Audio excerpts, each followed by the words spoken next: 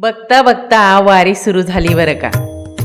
पांडुरंगाला भेटायला जायला वारकरी अगदी आतुरतेने एक एक टप्पा ओलांडत पांडुरंगाकडे निघाली बरं का.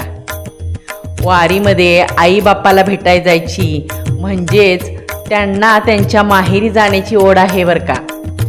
काय आहे हे ओढ, काय आहे हे खूळ, हे त्या वारकऱ्यांनाच माहीत बरं का. यावर सुंदर असं अभंगही आहे की हो.